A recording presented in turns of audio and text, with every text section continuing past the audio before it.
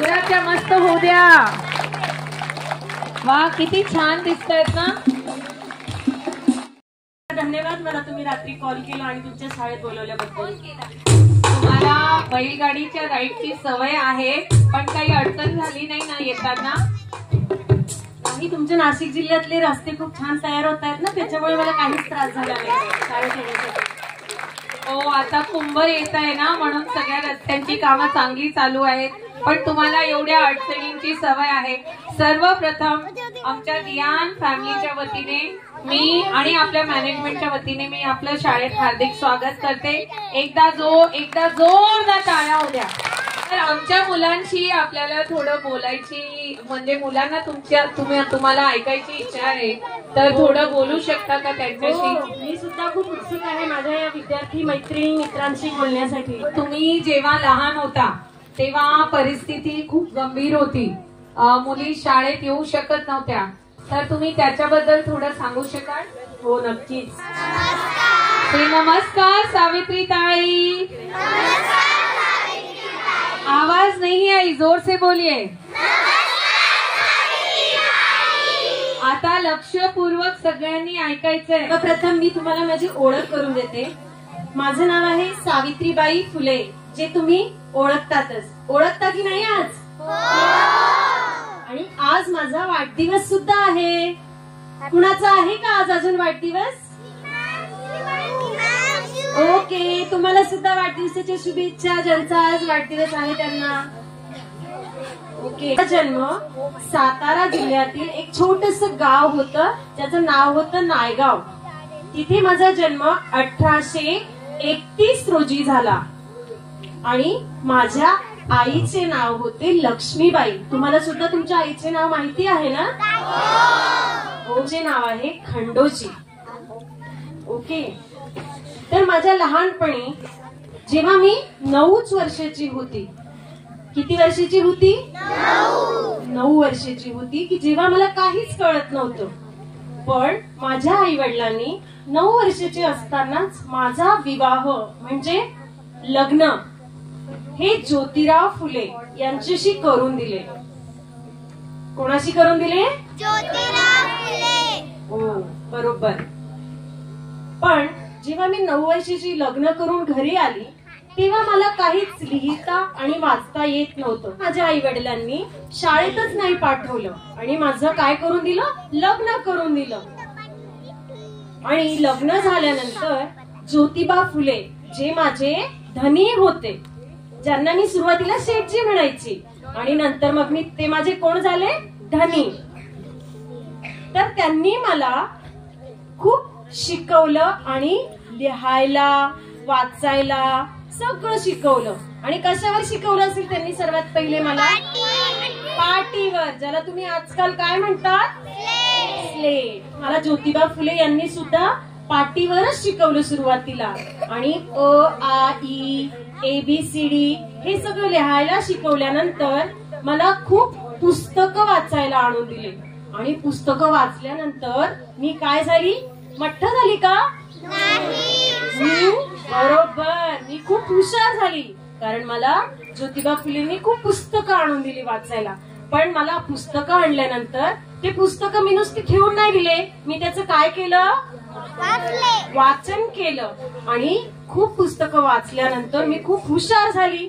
आणि ज्योतिबा फुलेंना वाटलं आता आपण एक दियान स्कूल सारखीच एक मोठी शाळा बांधावी. म्हणून ज्योतिबा फुले यांनी पुणे जिल्ह्याचं नाव ऐकलंय का तुम्ही? तर पुणे जिल्ह्यामध्ये एक छोटस गाव आहे की त्याचं नाव आहे भिडेवाडा. तिथे आम्ही एक शाळा चालू केली. ओके. पण आता त्या शाळेमध्ये तुमच्या इतक्या हुशार शिक्षकांसारख्या शिक्षिका तर नव्हत्या. मग कोण शिकवणार तिथे? बरोबर. मग ज्योतिबा फुलेंना वाटलं की त्यांच्या सावित्रीनेच त्यांच्या शाळेत शिकवावं. त्यांना तर वाटलं शिकवावं, पण त्यांच्या गावातल्या लोकांना काय वाटत होतं माहितीये? की ज्या घरातल्या लेडीज असतात, लेडीजला काय म्हणतात मराठीत? महिला. बरोबर. घरातल्या ज्या स्त्रिया होत्या, महिला होत्या, त्यांनी काय केलं पाहिजे? बरोबर, तुमच्या शाळेतल्या शिक्षिका सुद्धा खूप हुशार आहेत. हो, तर त्यांनी त्यांच्या गावातल्या माणसांना वाटायचं की आपल्या शहरातल्या स्त्रियांनी महिलांनी घरातच थांबावं आणि धुणं भांडी चूल मूल हेच सांभाळावं. पण ज्योतिबा फुलेंना वाटलं की माझ्या सावित्रीने शाळेमध्ये शिकवावं.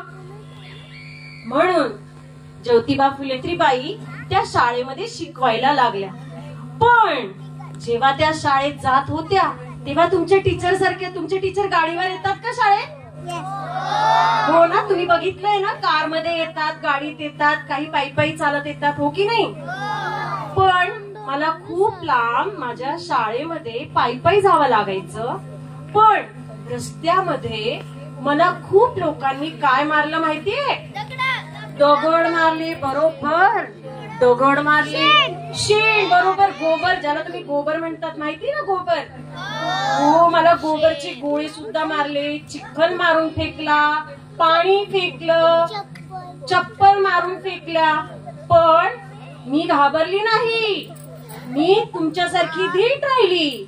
आणि मला वाटायचं की माझ्या गावातल्या मुलींनी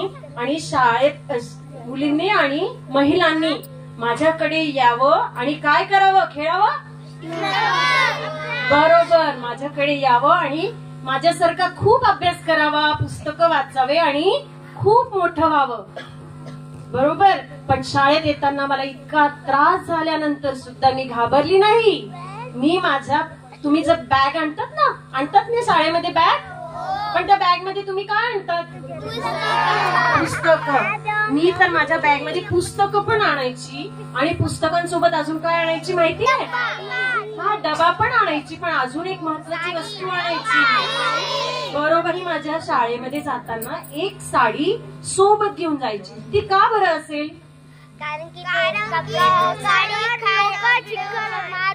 बरोबर. या शाळेतली मुलं खूपच हुशार आहे बाबा. मला खूप आनंद झाला आहे. त्यांच्यासाठी मी टाळ्या वाजवू का? तुम्ही पण टाळ्या वाजवू शकता.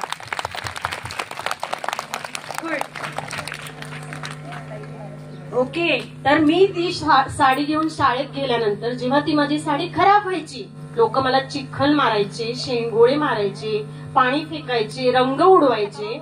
मग मी शाळेत गेल्यानंतर ती साडी चेंज करायची आणि दुसरी साडी घालायची आणि मग माझ्या मैत्रिणींना, माझ्या आजूबाजूच्या स्त्रियांना शिकवायची शाळेमध्ये. आणि माझ्या ज्या मैत्रिणी होत्या त्यांना मी काय केलं? साक्षर केलं, त्यांना शिकवलं आणि खूप मोठ्या झाल्या त्या आता.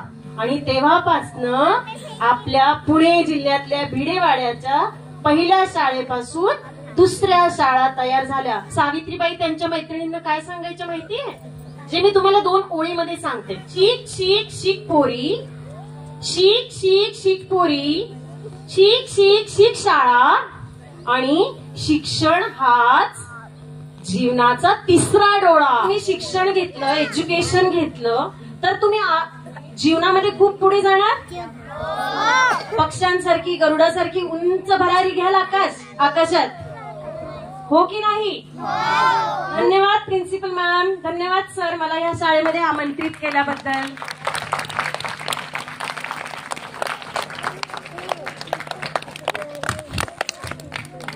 तुम्ही खूप छान रीत्याने तुमची जी कथा होती आयुष्याची आणि तुम्हाला जे जे स्ट्रगल झाले त्याच्याबद्दल आमच्या मुलांना समजवलं.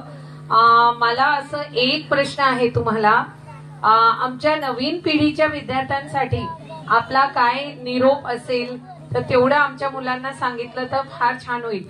देखो बच्चों, अब आपको पता है कि आप आज जो स्कूल आ रहे हो तो वो ऐसे ग्रेट एजुकेटर्स की वजह से ही आप आ रहे हो, that girls can come to school. But इनका आपके लिए एक स्पेशल मैसेज है, तो अब आपको उस पे ध्यान देना पड़ेगा. पहले बोला कि ज्योतिबा फुले जी ने मुझे मोबाइल लाके दिया था क्या पढ़ाई करने के लिए? तो क्या लाके दिया था? पुस्तकें. बानी बोल रही है पुस्तकें लाके दी थी, किताबें लाके दी थी. और किताबें सिर्फ लाके नहीं दी थी, और किताबें लाने के बाद सावित्रीबाई फुले ने उनका क्या किया? रीडिंग किया, वाचन किया, हाँ ना?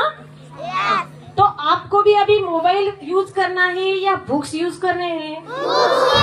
ओके, तो सिर्फ स्कूल के ही बुक्स यूज करोगे या दूसरी स्टोरी बुक्स भी यूज करोगे?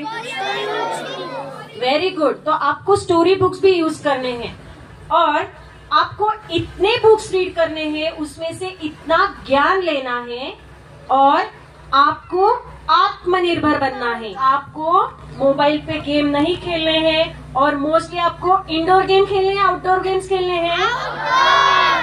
Yes, very good, you should play only outdoor games. Very good, thank you sir. Thank you.